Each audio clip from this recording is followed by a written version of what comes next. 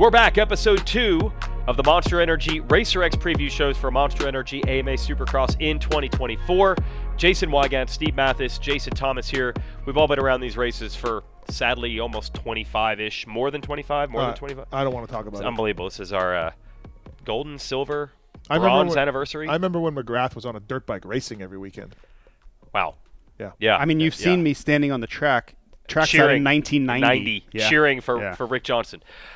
Show 2, we're talking 450 class, and 2 riders included in this group who unfortunately were demoted. They were in show 1 last year. We thought they were surefire title contenders. One was down to the end. One did not get the season going right from the start. But one other rider has been upgraded. We're going to talk Cooper Webb and Jason Anderson here, but also Ken Roczen, who I think really made strides in 2023 and kind of remade himself as a genuine race win and title contender threat. Those are the 3 that we're going to talk about here. Thanks to our sponsors, which is Monster Energy, Matthes, good job with the shirt, Maxima, and Fly Racing. Thanks for being on board. Thanks for you folks for watching. Let's talk Cooper Webb. So we spent a lot of energy and time talking about Chase Sexton switching to Red Bull KTM in show 1. There's a little less talk, I think, about Webb going back to Yamaha, in this case, Monster Energy, Yamaha, Progressive Star Racing, because we already saw it at the 3 SMX rounds. But it's still a pretty big deal. I had a hot take last year, everybody. I said if anything starts to go sideways between Webb and KTM, he's going back to Star. I was proven right. Good job. I think everything I did in those shows last year, I was proven right. Okay. All right. I disagree. So? Right. Yes. Do you feel at all? Blue Crew. Do you feel at all? Yeah. A little regret / sadness / maybe joy at putting Cooper Webb, a guy you know well, from your state, hung out with him, into show 2? Look, I'm not like you. You want, again, participation trophies. You want everyone to be treated equally. You want all the riders in show 1. Yeah. This sport hands out results every weekend. I just want one guy in show 1, I think, Cooper Webb. But do you answer the question? So no, you're good. No regrets. Show us. So right. So yeah, I want people to watch all the shows and not put all the guys in one show and then have 22 minutes of blank video here. So Webb, I do think people have probably forgotten this. We talked so much about Eli Tomac got hurt, and that allowed Sexton to win the title. Webb was ahead of Sexton as well when he went down with 3 races to go in Nashville. It wasn't maybe quite 2019, 2021 Webb, but it was darn good, and he was hanging in there. He made this switch. I think the problem here is that it didn't go incredibly well at SMX JT. So are you using any of that data, or are you like, nah, it's Cooper Webb, Yamaha KTM, doesn't matter, he'll be in the hunt? I'll be honest, I expected more at the SMX rounds, and then I was really looking for... He did too. Yeah, fair enough. I was looking for more, and then I expected a significant move forward when we watched him in Paris too. So I am a little concerned. I know that Cooper Webb is a gamer. When the gate drops, he's going to be his best self. He always is. But you know how motivated he was. You know he wanted to make that change, and he wanted to come out and prove everybody wrong, because everybody was looking for the same thing that I was looking for. Everybody wanted to see Cooper Webb's back. Look at the fire in Cooper Webb, and he just didn't seem to have the raw speed, in my opinion, and that's what he's missing. So I think Paris was probably a little bit more of a wake-up call. He needs more intensity. He needs more raw speed. I know that's never really been his forte. It's always been something like in qualifying. We've had lots of questions. I certainly have. But, as much as I want to say I'm worried, I look back at races like Tampa last year, and I'm like, where did that come from? And then we show up to Nashville and a couple races before that, and he's in the title fight, right? Like leaving Detroit when the penalties were handed down, you're like, this guy's in it. Like he might win this championship again. So I am concerned, yes, but I also know that I've let things like this fool me before, and I don't want to be fooled. I don't want to wake up one morning in early April and go, how did we count out Cooper Webb again? How do we count him out again? Because here he is. So you just have to have that in the back of your mind that he could show up and hang around and put some races together in the middle of the series and be in this fight. Well, that's what's so hilarious. It was literally last year in Paris, he was even worse. Steve, you went to Paris. You've won 16 years in a row or something. Yeah.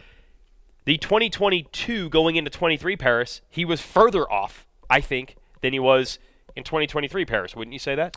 Yes, but I think in 2022 Paris, he was off due to the bike. Yeah. And the whoops. He just could not get through them. Yeah. This year, I think it was more body than bike as far as that goes. He wasn't quite in the shape he needed to be. Look, Paris is something. It's not nothing, It's not everything. Yeah. It's something. Yes. So we got to figure that out and figure out how much stock we want to put in this thing. Yeah. So yeah, he's got a little bit of work to do. Honestly, for a 2-time Supercross champion, I feel like from the people I talk to on social media, to my callers on Pulp MX show, to my friends groups, to my text group, for a 2-time Supercross champion, he is under the radar. Like it's always like that. I've heard from this guy named Phil, lives out there. Okay. Knows him? Knows him. Yeah. He's calling him for a title. Okay. But that's massive bias. But when I think of my group text, and I hope none of them ever become public, industry influencers, riders, that sort of thing, I don't hear any Webb So buzz. I have a question. Some people put him in the second show of these previews. Well, yeah, some do. Some have done this. I have a The question panel. for you, okay? Yeah. So we always say, don't look at the off-season race. I know I say that. It doesn't really matter. Guys aren't really ready quite yet. And we're giving Cooper Webb the benefit of that doubt. We are, right? But what would we be saying if he had come in and lit Paris on fire? Like he had just was incredible. Literally or well, Yeah, I think the let's cops go would be involved. figuratively. Okay, okay. Right, let's go Cops would, figuratively. yeah. If he had done great, he'd been battling for Jet for wins, like he's Yeah. winning, like would we be saying the same thing? Because I don't think we would. I think we'd be like, oh, he's back. Look at Webb now, right? So I don't think it can be both. It can't be both. We have to point at it and say he didn't look great, and that's a little concerning because if he had looked great, we'd be going, it's on now. It's not everything. It's not nothing. Yeah. It's something. I just don't think it can be both. It has to. We have to pick one and say, does it matter at all, or does it not matter? Because you and I both know we'd be sitting here on this show saying that was really impressive. It looks like they've got this figured out. Well, part of my talk about Hunter Lawrence coming up in show, I don't know, 6 or 7, wherever you decide to get the Hunter, it will be based on Paris. Show 96. You know? Yeah, show 96. He's it's definitely under the radar, I feel like. Look, and when he went away from Alden Baker program, it didn't go so well. He went back, got better, right? Got back, he won a championship the first time around. Now he's like, hey, I want to do my own thing. I like Swanee, Gareth Swanepoel at Star. I want to do my own thing, and he's under that umbrella. Does Cooper Webb need the fire of like, I'm not happy here to do well, or does a happy Cooper Webb, trainer, bike, team, kind of relax a little bit? I used to throw that theory out. It always felt like there was friction between KTM and Webb, and I always wondered if KTM was poking the bear a little bit on purpose. There was some real friction, and I almost think some manufactured friction because they knew that's what gets him going. Yeah. But that is also, when we think of young Cooper Webb at Star Racing, was that not the Bobby Regan model? We used to laugh that Bobby Regan would tear into his riders and we're like, it doesn't work. This isn't football. And then he builds this Cooper Webb thing, and it worked for him. So maybe that alone, maybe just being back with Bobby, who will stick the boot in you if he needs to, that's where he wants to be. Yeah, and I don't worry about Cooper being motivated. I think he's got lots of reasons to be motivated. I think a lot of people have counted him out. My only question, and I've already mentioned this, but I think it is the only question I have is can he have enough top-end speed to go, because I think Jet's going to push the pace to a place that it's probably never been, right? Tomac was amazing last year. We all know in his moments, but I think Jet is going to propel that even further, right? Like Chase is going to come in, try to be as great as he was. Tomac's back, but I think Jet is going to have everyone on their back foot on pace. Can Cooper go with that pace in the first half of the race? If he can, if we are sitting at the 10th or 11th lap, maybe it's 14 laps if it's a shorter track, and Webb's 3-4 seconds off and he's working. Oh, you're in trouble. It's on. Yeah. Right? But that's what I'm worried about, the first 10 laps. Can he hang? Yep. And that's always been the Webb thing. Paris is something for some riders, but I'm going to say for Webb it's nothing. His whole intangibles, how he does it, I think he only does it when it's the bright lights and points are on the line and it matters. We don't see it at any other time. Well, he's certainly shown in the past, so you could be right. Yeah, Yep. he was further off last year. I know one thing. The bike's incredible. Wow, that's what I was going to get at. Yeah. One last thing. You want to just go all Blue Crew on us right now? Yeah, look, I said last year it was a better Supercross bike. I got on it. I said Dylan Ferrandis would be happier. Wrong. But I said Eli Tomac would be happier. Right. It's a better bike for Supercross. No, it's you back said you on would it. talk to Eli at the last round last year and see if he liked the bike better, and you did not ask him. I at the did last not round. get a chance to do that. The man was injured. He was out there, But yes. it seemed like it agreed with him based on having a 14-point lead or whatever it was. So, Coop's back on this bike. It is, I'll throw you to the rant. Go ahead. The Yamaha. Oh, yeah, one just- thing, please. Yeah. Nobody Nobody. If anyone in this comment section on this video says this, I'm coming through this computer.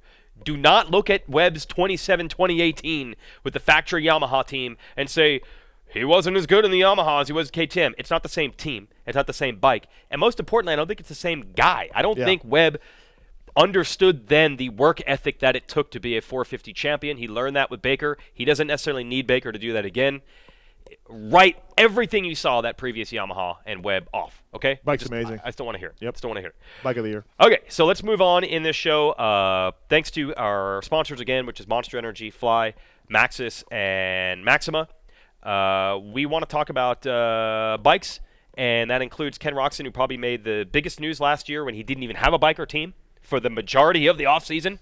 And then he ended up signing with Suzuki, which I think shocked everyone, and it actually worked. I don't know if anyone saw this coming.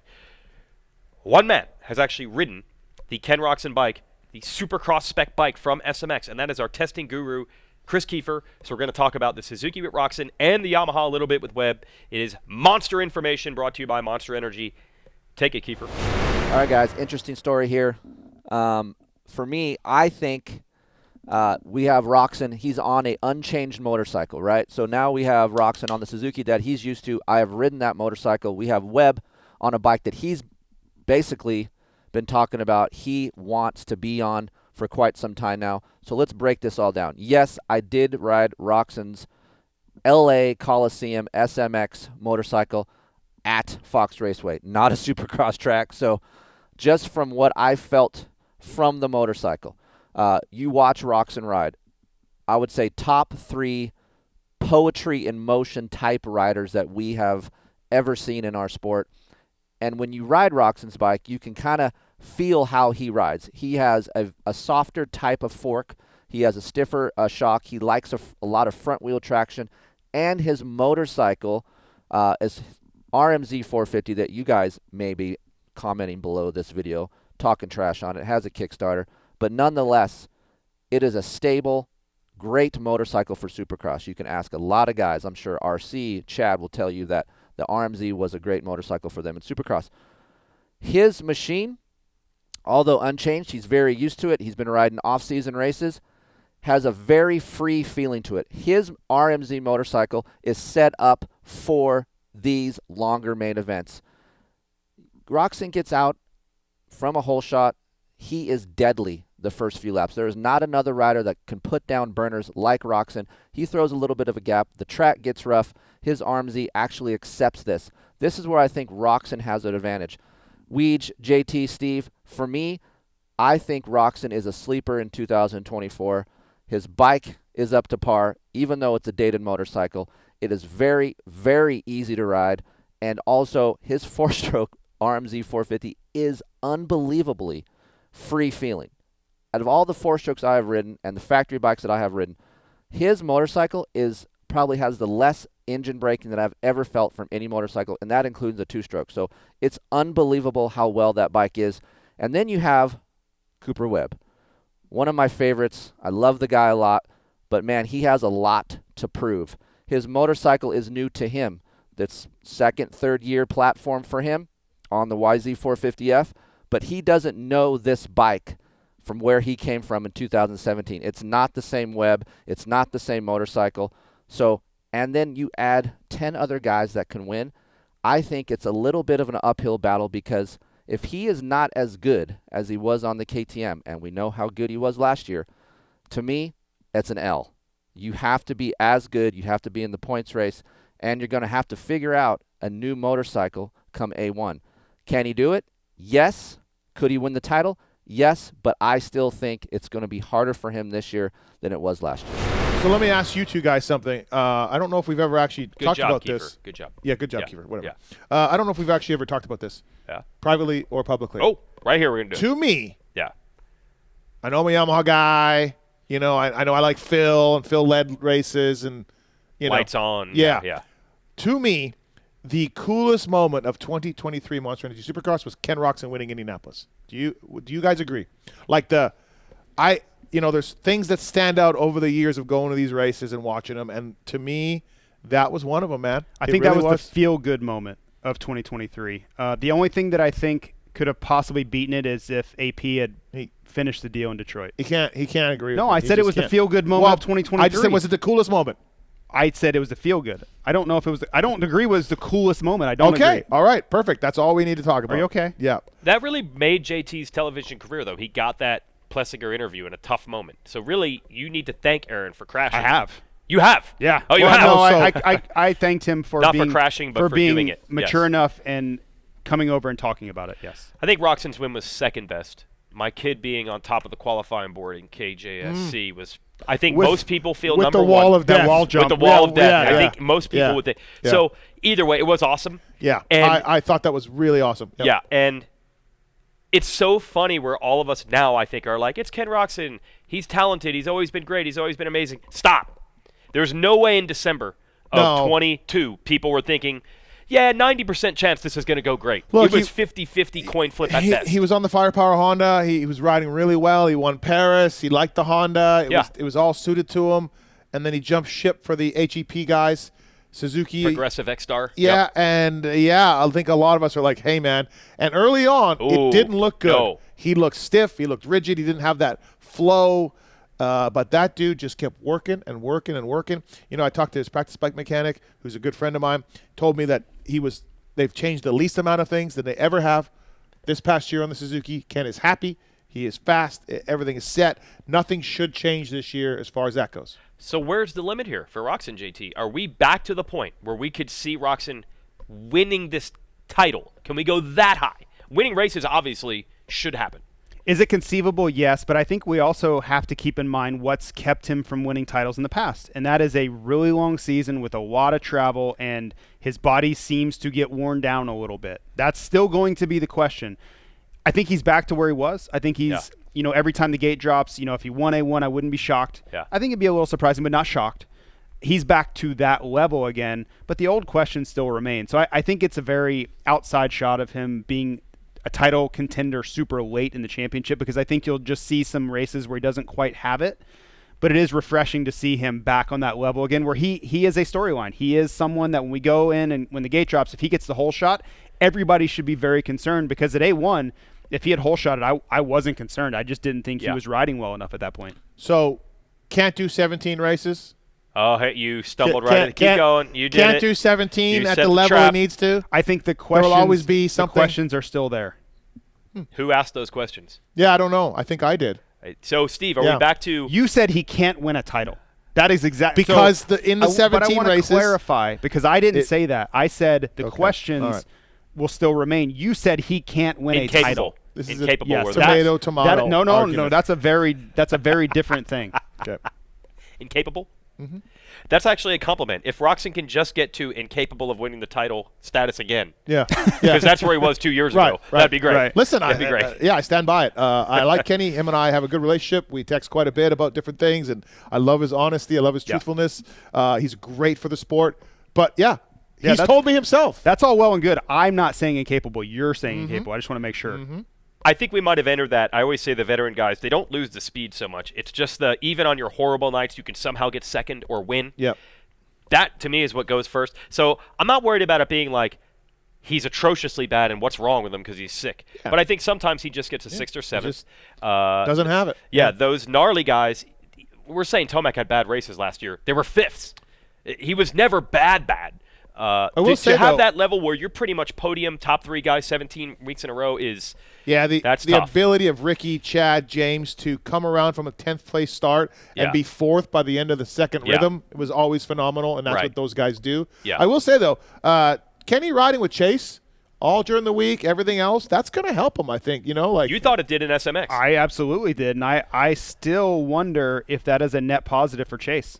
I think Kenny is the benefactor of that situation, right? Any relationship, any situation, anything you have, someone's going to benefit more than the other. Yeah. Right? And I think Kenny is learning, finding intensity, because that's what Chase had. If you look at the qualifying sessions last year, Chase was, I think it was 13 out of 17. He was the fastest qualifier, and I think Kenny has absorbed some of that speed back. He's learned new techniques. He's found that intensity.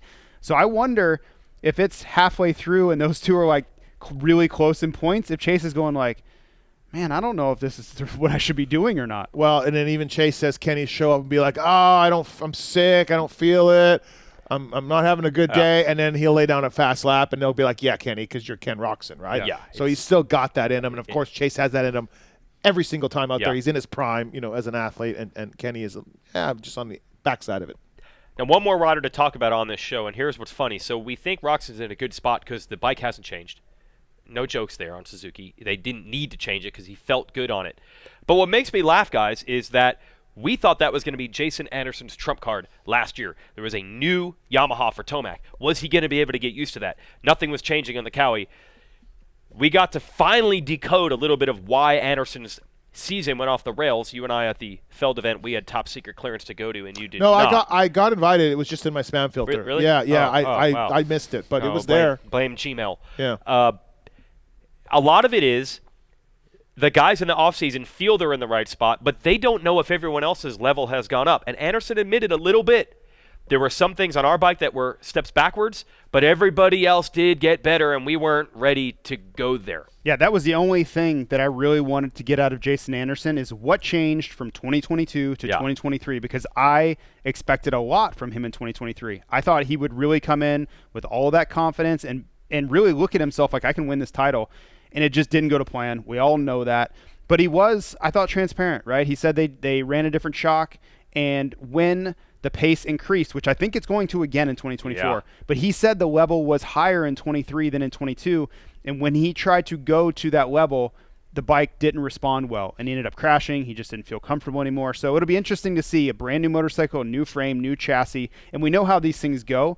There will be weekends and there will be days where it's like we're kind of searching for the right setting here. I just don't quite feel comfortable. And I think it's going to be really important for them to get him there because we know what it looks like if he's not comfortable and it's nowhere near what he's capable of.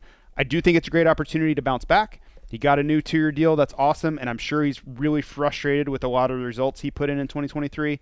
But I'm more wait and see. Going in a year ago, I was like, this dude is going to be for real. Yeah. I'm a little bit more let's wait and see now than I was. What kind of intel? You're deep in the Anderson camp, always. Yeah, we don't speak a lot, but no, listen, I think if you look at Jason Anderson's career from his Supercross title on, it's a good year, it's a bad year, it's a good year, it's a bad year. He's scheduled for a good year this year. Okay. And I think a little bit of it, honestly, I mean, look, I appreciate the honesty about the level rising and the shock and all this stuff, but, I think it's a little bit of comfort. Hey, I won some races, I showed I was the man. I can slack a little bit. And now this year he can't. He's got to get back to it. So I think we'll see from Jason Anderson the great year he had in 2022. I think split the difference between last season's poor performance, the 22 level of winning races, and that's the Anderson we're going to see. We'll see a better Anderson, but I don't think he's going to be on the level of the Jet Lawrence, Chase Sexton group. Well, I think expecting 7 wins it's too much. It's too much to ask. All I really want to see is a win and show me some podiums because we didn't get a lot of that last year. It was a really, really big difference from 2022. That'll be splitting the difference. I understand. I'm in agreement with you. Whoa. Yeah. Whoa. I'm not even saying that I expect it though. I'm just saying that's what I'm looking for. I think he does it. Okay. I think we see that. Okay. I want to clip that, JT. I'm in agreement with you, and then play it back, slow-mo it, all of that. Finally break happened. It all down. Finally happened. Yep. We will break down that new Kawasaki with Kris Keefer in our next episode when we talk about his teammate Adam Cianciarulo. But certainly a lot of people are going to be looking at that new Cowie to see how it works for those guys. Again, we always say in the preseason, new bike bad, but sometimes old bike not good enough. So we're going to find out how that works with those guys. Okay. These guys and their bikes. Well, that's your main thing. These guys and their bikes. Yeah. Dude, give me a break. We have future episodes where I will give JT credit in the top secret meetings. Right. He kind of started laying into the riders for the other riders saying the exact opposite. Right. The problem that you two have, well, for one, you sold out. Okay. 2, the second problem is you're getting these secret meetings that I was invited to. It was in my spam. That was just a ticket pre-sale email you got. That wasn't like an invitation. Yeah. It said come. Right, come to Anaheim. Anaheim, right. That wasn't Ticketmaster? Was it Ticketmaster that it came from? Yeah, okay. it said that wasn't it? No, it wasn't it. No. Oh, you guys got to go to Anaheim. We got special clearance. Did you buy the tread heads? The problem is you two, your sellouts is the first problem. The second problem is you're going in front of these guys, and I get it because I was there. I'm just smart enough now to understand it. Oh. Is you guys are listening to these, woe is me stories Yeah. and the tissues and everything else, and you guys are buying into it. You're humans. You have emotions. I get it. So you're falling for these. So what are we supposed to in the middle of them go? No. This is how it is. No. You're just human beings. But you can't set back like myself. Can't see the forest for the trees. Yeah, and I can sit back and be like, well, I was a top factory mechanic working on these machines day in and day out at Supercross test tracks with these guys, and now I cover it. So I'm able to look past all of the things that you guys are falling for. I wonder if that's why you and Jason Anderson's relationship has not really blossomed because of that take. I picked up his associate at one time for some chicken tender reviews. I figured that would be a great way to get in. It didn't really. I don't feel like that's gone well in any direction. I bet that's probably not. That's why they're not friends anymore. It hasn't gone well in any chicken tender direction. thing was an opening, and it turned out. Well, you lowballed them on the money. Let's be honest. You did lowball. So, okay, let's get to a couple predictions here. Not title predictions yet. Nope. I'm gonna pick our Matthes rubber meets the road. Steve, thanks for giving me one of your mountain bike tires, which has to be good to ride on these dusty concrete mountain bike trails you have out here. It's the Matthes Minion. Now, they do, of course, make motocross, supercross tires. Developed by Jeremy McGrath. The King. Yes, King. Absolutely. Who is associated with Anderson and Kawasaki as well. But they will not have, pour one out, will not have Alex Ray on the racetrack. Our guy Alex tires. Ray is looking for guest passes for Anaheim 1 as we speak. Come on. Yeah. Wow. Maybe he needs to get on that email list you're on from Ticketmaster. Right. My Matthes rubber meets the road. You got to make it happen. Is Anderson, I think, to just remind everyone and himself that he's back at that elite level. Last year, it was like even on his good nights, he was a click off. It could sometimes turn to a podium, but a lot of it was a 5th and 6th, and you're like, oh, yeah, Anderson back there. I feel he needs to reestablish, and he told us that he wanted to. He said one of the things he takes pride in is that he's like, I broke in against Dungeon RV. For me to say that I was still there with, say, Hunter and Jet and everybody in between would be a really cool feather in my cap to have won races against such a wide generation of riders. So I think he's motivated to do that. Steve, SC1. SC1, love it. Maxima USA. Listen, great product, great company. Ron Lachine, all of that. I'm putting the shine on Ken Roczen because, man, look, I think his championship days are over. I think he is in a great spot. He is a race winner. He's the old man on the old bike with the Kickstarter, beat Jet at Paris, came out at High Point, qualified faster than the kid, won a 450 Supercross race. It is all golden in my eyes about Ken Roczen. He can do no wrong, and he's in a great spot personally, professionally. Shine on, Ken Roczen. All right, who's going to fly here with Fly Racing? I think it's going to be Cooper Webb, but it's not going to be until about halfway. Okay. I think we're going to have questions. We're going to be sitting around talking on our review podcast about he just doesn't look fast enough. He's running around in 6th, 7th, 8th. He's losing a lot of points. But I think when we get into that stretch of the indies and those rounds where he really starts to come on, the tracks are breaking down. I think he's the greasy rounds, right? Yeah, I just think he's going to start building some confidence, building some momentum. The tracks are going to come around to what he rides really well, and he's going to start sneaking up the leaderboard. The most important thing, and I think this could end up being true for Eli Tomac, is he's got to get out of January not down 30-plus points, right? He's got to be looking up and going, okay, I'm down 13. It's not that bad. The tracks are going to start getting more into what I do well. That's the most important thing for him, is to get out of the California rounds and have the championship in sight. If he does, I think you'll see his confidence rise, and he will fly. Whoa, well said. Okay. So listen, that's it. I just want to say, too, this guy named Phil, friend of ours, all of ours, if Coop starts getting back to his old levels. Oh, look out. This guy, Phil, is going to be look out. He's going to be a pain in the ass on our group texts. Yeah, he's going to be tough to deal I will with. never forget, we were in the press box with this Phil guy when Webb famously beat Roczen for his first ever 450 Supercross win, Anaheim 2 of 2019. Phil going ape in the press box and basically saying from that moment on, Coop's got this title. And we're like, it's round 3. He's never even won a race until tonight. Was that the pistol? Oh, yeah, all that. The pistols? And Phil, as a Cooper Webb whisperer, knew from that moment he had these guys. He's a mental, right? If you give him confidence, yes, he's not the guy for that. You do not want to give him confidence because he's going to let you know about it too. Oh, yeah. When he gets confidence, he is going to let you know about it. Great bike. Speaking of that bike, I have one other topic I want to talk about. I do not think that Eli Tomac and Cooper Webb being teammates is a thing at all. So I didn't even think about it in this script. Should I be thinking? Is there any alarm for you guys? Say that's 2 alphas No. in the same truck. No, at one point, yes, not now. The only thing I want to see is if there is a championship fight between those two late, is he going to be yelling on the starting line, yelling at his teammate like he was when he was on KTM, like just letting him have it even though they're on the same team, calling him out. I asked Eli Tomac the same thing at these meetings that Steve was not invited to, and Eli just kind of laughed. He's like, I was trying not to laugh when Cooper was doing that. So I don't think Eli's kind of I think he's I don't impervious think you're to getting it. an Eli Tomac No, I think head, he's man. impervious to it because Right. he was telling us he was trying to not laugh at Webb. Yeah. But that would be a very interesting dynamic if it does get tight late. That's next level mind games. If your goal is to not get under the guy's skin, but to make him laugh so he can't focus on winning, that would be amazing. It is really cool to see the 2 and the 3. Yeah. Under the same tent. Like that harkens back to factory Honda Yeah. back in the day. You can appreciate that. He doesn't, but I don't I don't know you why. can He appreciate cheered that. for RJ in 90. Yeah, he doesn't. He's not old school. And the like this. reason, okay. by the way, the reason we don't think it's going to be a thing is these are veteran guys.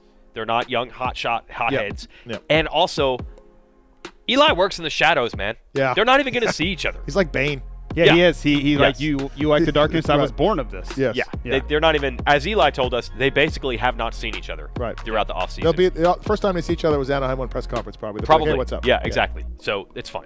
Okay, that's our show. Thanks to our sponsors, Monster Energy, Matthes, Maxima, and Fly.